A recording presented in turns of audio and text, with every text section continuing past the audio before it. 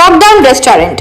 बदामी नाम के गांव में लॉकडाउन नाम का एक बोर्ड लगाया हुआ एक रेस्टोरेंट हुआ करता था। उसके मालिक का नाम प्रेम चोपड़ा था। वहाँ चिकन बिरयानी, मटन बिरयानी बहुत मशहूर था। उसके पास जम्बू नाम का व्यक्ति काम किया करता था। लॉकडाउन के कारण होटल बंद करके 2 महीनों के बाद फिर प्रेम चोपड़ा ने उस होटल को खोला। अरे जम्बू, 2 महीने होटल बंद रहा तो बहुत नुकसान हुआ रे, लेकिन कम से कम यहाँ काम करने वाले लोगों को मैंने तनख्वाह दी, इसकी खुशी है मुझे। आप अब भी जीवित हो, पहले उसके लिए खुशी मनाए। लॉकडाउन के कारण कई लोग बच गए। अब भी लॉकडाउन खुलने के बाद हमें बहुत जागृत रहना होगा। हाँ सही है, मैं कोई जरूरी काम के लिए 1 हफ्ते के लिए दूसरे गांव जा रहा हूँ, तुम होटल को ध्यान से संभालो। कहते हुए वहां से चले गया। फिर जम्बू बोर्ड पर ओ को सी करने से वो लॉकडाउन रेस्टोरेंट में बदल गया। ये लोग कहने से कुछ नहीं सुनेंगे, इसलिए रेस्टोरेंट का नाम बदल दिया। ये बीमारी एक से दूसरे को ना हो, अब ये मेरी जिम्मेदारी है, सोचा। फिर एक पति पत्नी अपने बच्चे के साथ वहां आए। उनसे जम्बू, रुकिए रुकिए, इतनी भी क्या जल्दी है, पहले हाथ दिखाइए। अब सैनिटाइज लगाए है ना, अब उस सैनिटाइज को हाथ में अच्छे से मस लो। और ये लो, ये मास्क लगाओ। छोटे बाबू तुम यही रहो, पेरेंट्स आप दोनों अंदर जाइए। अंदर। मैडम आप यहाँ बैठिए, और सर आप वहाँ जाकर दूर बैठिए। और लगता है आप सैनिटाइज किए हाथों को धोने की सोच रहे हो, आप वैसा बिल्कुल मत कीजिए, और खाते वक्त भी मास्क पहन कर ही खाना होगा। क्या कह रहे हो तुम, बिना हाथ धोए खाना कैसे खाएं? और अगर मुंह के आगे मास्क हो तो खाना कैसे खाएं? पति पत्नी बच्चे मिलकर खाते हैं, ना कि ऐसे दूर दूर बैठकर। और मेरे बच्चे का क्या हाल है? अब्बा, सर आप टीवी रिपोर्टर है क्या? हाँ, तुम्हें कैसे पता? इतने सवाल एक ही साथ पूछे तो किसी को भी समझ आ ही जाता है सर। लॉकडाउन निकाल दिए उसका ये मतलब नहीं है कि बीमारी चली गई, उसका मतलब ये है कि हमें और होशियार रहना होगा। हमारे होटल में रूल्स के मुताबिक सोशल डिस्टेंस मेंटेन करना होगा। आपके बेटे को कोई प्रॉब्लम नहीं है, बाहर खड़े होकर खेलेगा। और एक जरूरी बात, sharing of food not allowed. निवाला मुंह में रखते वक्त मास्क निकालिए और फिर चबाते वक्त पहन लीजिए, वो बहुत जरूरी है। और वैसे हाँ, दूर बैठने से ऐसे तो नहीं होगा ना कि वो आपकी बीवी नहीं रहेगी। वैसे क्या ऑर्डर है आपका? वो सर मारते हुए, चिकन बिरयानी मेरे लिए, मटन बिरयानी मेरी पत्नी के लिए, और मेरे बेटे के लिए रोटी और चिकन करी। कुछ देर बाद जम्बू एक बड़े से लकड़ी पर चम्मच लगाकर उन्हें खाना सर्व किया। मैं आपके करीब नहीं आ सकता, इसलिए ऐसा इंतजाम किया। पानी भी एक लकड़ी पर मग लगाकर उसमें सर्व किया। फिर उनके बेटे के साथ जम्बू, बेटा रोटी को मैं यूं फेंकूंगा, तुम पकड़ लेना, ठीक है ना? कहते हुए रोटी फेंकने लगा। एक रोटी फैन की हवा के चक्कर में कहीं और ही उड़कर जा गिरी। एक और रोटी को तो कौवा हवा में ही पकड़ कर ले गया। अरे सुनिए, अगर रोटियां यूं उड़ चली तो मुझे उससे कुछ लेना देना नहीं है, आपको फिर भी बिल पे करना पड़ेगा। वो खाना खाने के बाद पेट पकड़कर, ये क्या है भाई, कुछ बास आ रही है और पेट में भी अजीब सा लग रहा है। सैनिटाइजर सिर्फ बाहर ही नहीं जी, बल्कि पेट में भी थोड़ा रहेगा तो अच्छा होगा कह के मिला दिया। कोई बात नहीं, आप खाइए खाइए। बस फिर वे दोनों मिलकर खूब पीटे। एक दिन 2 लोग वहां आकर खाना खाए। फिर जम्बू उनसे, आप लोगों का बिल कुल मिलाकर 1200 हुआ है जी। आप कैश कार्ड कुछ भी दे तो मैं नहीं लूंगा। घर जाकर हमारे ओनर को गूगल पे कीजिए।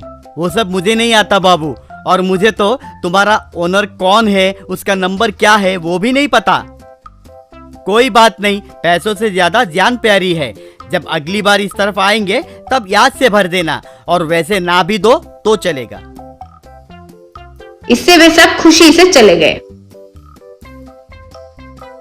1 हफ्ते बाद गांव में लौटे प्रेम चोपड़ा को सभी गांव वालों ने जम्बू के किए हरकतों के बारे में बताए। तब प्रेम चोपड़ा उसे खूब पीटा। क्या है जी, जरा सा दूर रहकर बड़े से छड़ी के साथ मार सकते हो ना, बेकार में इतने करीब आकर वो भी बिना मास्क के मुझे मारोगे? दिस इज टू मच जी। ये सोशल डिस्टेंसिंग कैसे हुआ? बस प्रेम चोपड़ा सर चकराकर नीचे गिर गया। Tyre swimming pool.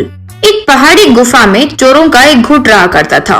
उन सबके सरदार का नाम था भरत ठाकुर। उसकी पत्नी भी चोरी थी। उसका नाम भूमिका चावला था। एक दिन भरत ठाकुर, और मेरे चोर भाइयों, हम इतने समय से चोरी और डकैती करके बहुत नाम कमाए। अब एक कदम और आगे लेते हुए किडनैपिंग भी करेंगे। सिटी में रहने वाला मेरा दोस्त चरण सिंह हम सबको कब, कहां, किसे उठाना है ये पूरा प्लान बताएगा। इतने में भरत ठाकुर का फोन बजा। फोन पर दूसरी तरफ से चरण सिंह, भाई, आपके किडनैपिंग के लिए मैंने एक अमीर बाप का बेटा ढूंढ लिया है। उसका नाम अनुपम खेर है। उसके पिता के पास कम से कम 1000 करोड़ की जायदाद होगी। अगर तुम धड़ा धमकाओगे तो 100 करोड़ तो कम से कम दे ही देगा। और मेरा कमीशन मत भूलना। और हाँ, उसे अच्छे से देखना। अगर उसे कुछ हो गया तो उसके पिताजी तुम लोगों की जान ले लेंगे। वो कल कहाँ होने वाला होगा मैं बताता हूँ, ध्यान से सुनो। कहते हुए सब कुछ बताया। चोर अगले दिन एक मोटे आदमी को एक लकड़ी से बांधकर एक जानवर की तरह वहां लेकर आए। वो देखकर भरत ठाकुर, शाबाश मेरे प्रिय शिष्य, उसकी आंखों से वो पट्टी निकाल दो। आंखों से पट्टी निकालते ही वो, कौन हो तुम लोग? मुझे यहाँ क्यों लेकर आए हो? ये सब क्या चल रहा है? ए बाबू, तुम 1 करोड़पति के बेटे अनुपम खेर हो। तुम्हारी अच्छे से देखभाल करेंगे, लेकिन जैसे हम कहें वैसे ही तुम्हें करना होगा, वरना बेकार में जिंदगी से हाथ धो बैठोगे। ये क्या? शायद किसी और को समझकर मुझे उठा कर लेकर आ गए। अगर इन्हें पता चला कि मेरा नाम मंगेश है तो बहुत बुरा होगा मेरे साथ। किसी भी तरह मैनेज करना होगा, सोचा। ये क्या, खुद से ही बातें कर रहे हो? तुम्हें क्या चाहिए बताओ। तुम्हारी खुशी अब हमारी जिम्मेदारी है। ओ या, मुझे म्यूजिक से बहुत लगाव है। 24 घंटे डांस ही करते रहता हूँ। मुझे अब डांस करने का बहुत मन कर रहा है।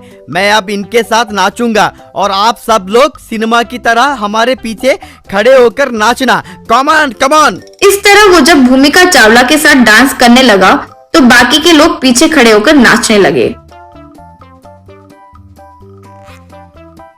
अब्बा, प्रभु देवा से भी बेहतर डांस किया बाबू आपने तो।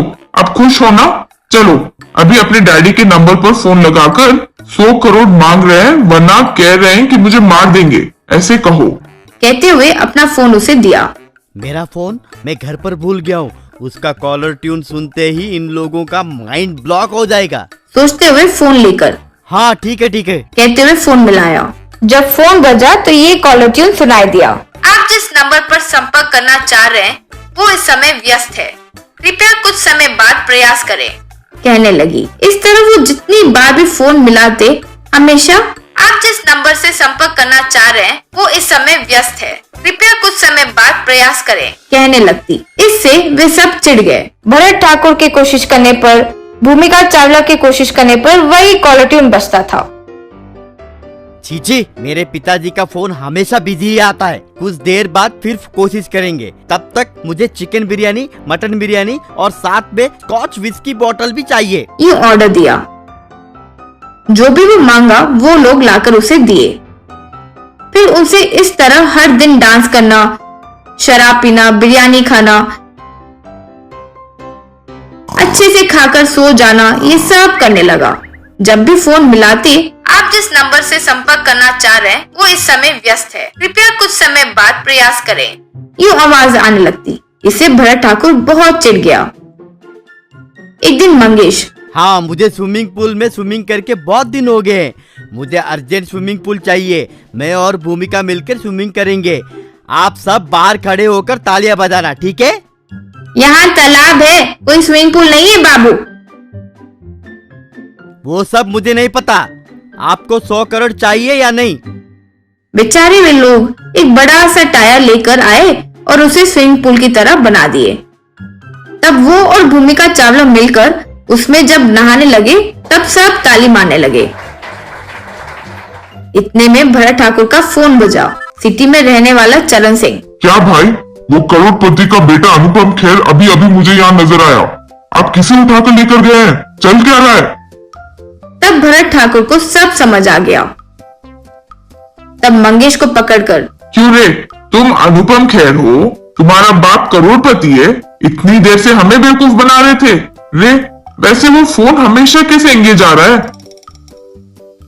हाँ, वो भाई उसका कॉलर ट्यून ऐसा सेट किया था भाई। आपके आगे हाथ जोड़ता हूँ भाई, मुझे कुछ मत करना। चाहो तो मुझे भी अपने ग्रुप में शामिल कर लीजिए, वैसे भी बिना नौकरी के मर रहा हूँ। इससे वे सब गुस्से से उसे खूब पीटे।